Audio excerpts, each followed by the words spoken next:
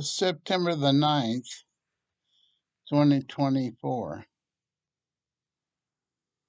And the preacher said, he said one Sunday, if you're atheist, this is a free country, and I will fight for your right to be an atheist. This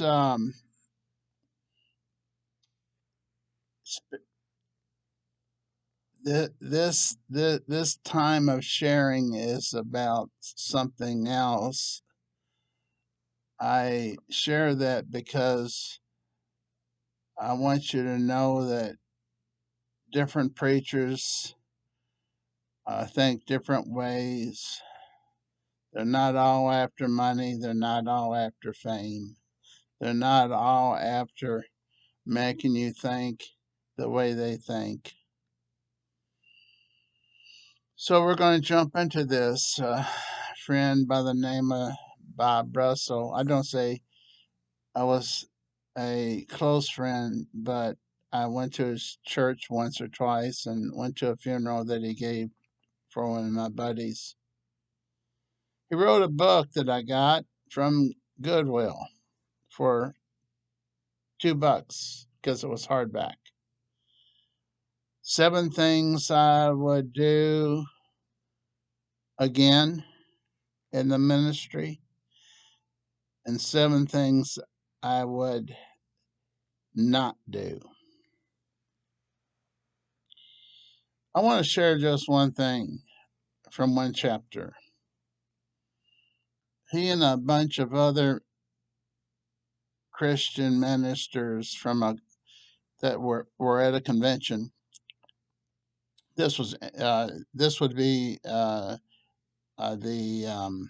Independent Christian Church rather than the Disciples of Christ Christian Church, which I've attended both of them, and um, very little difference. But anyhow, that's not the focus tonight. The focus tonight is that Bob Russell went to the convention, and afterwards, he and a bunch of other pastors of his denomination were sitting in a restaurant. I don't remember how many, maybe 7. And I hope I can get through this. Uh,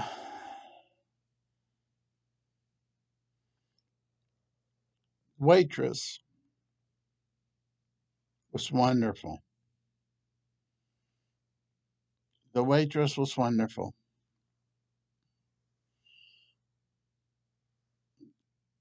Came back, checked on them, brought them everything they wanted, desserts and everything.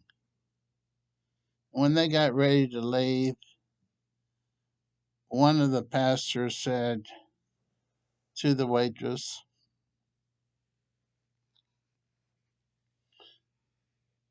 "We're all pastors, and we're going to leave here saying a prayer, not so that anybody else can hear, just at this table. Can we pray for anything for you?" And she said, "Yes." She says, "I'm losing my apartment lease tomorrow, and I owe $390.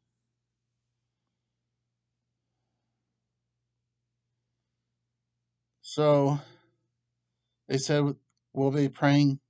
We'll pray for you. $390. So we'll pray. We'll pray that something will work out to where they won't kick you and your kids out of the apartment. So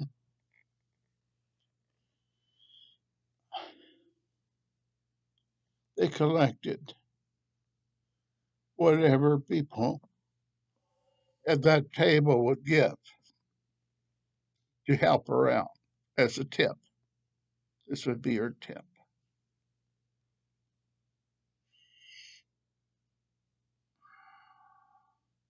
Then they prayed, if I remember right, and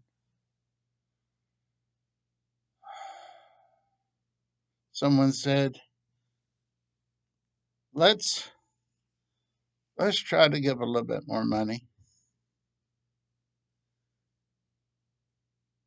Let, let let's just everybody take another dollar or two or three and add it to the tip."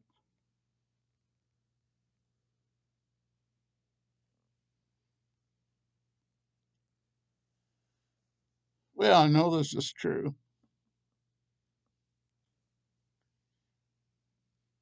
because this minister was at this church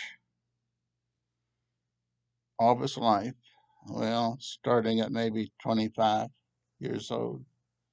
This was close to retirement when he told this.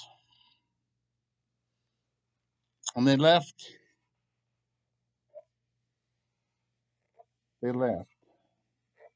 the restaurant. Now he was back in Lexington, Kentucky the next year. Not sure if it was for any church related ordeal or not. And he saw the manager and he said to the manager, "What's the biggest tip you've known any of your waitresses to give?" And you're not going to believe it, but it was the amount that they had left for the tip. And it was the amount that she needed, plus or minus a dollar.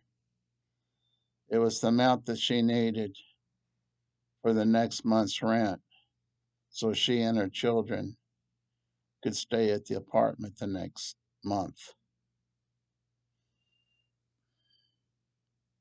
Now, let me say that the manager did not know the preacher, but he remembered it and he said, everybody here was shocked because they knew what was going to happen the next day. She was going to lose her apartment and she had no money. I wanted to share this with you.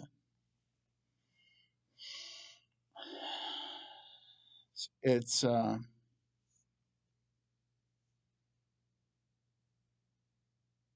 it's only because it's, I keep thinking about it, and some of you it might mean something too. And I wish I was a glorious speaker and could make everybody like me or want to subscribe. But I do this because I want to share. But if you want to subscribe, please do. If you want to like it, please do. Thanks for sharing, or thanks for letting me share to you a true story about Bob Russell at the Southeast Christian Church in Louisville, Kentucky.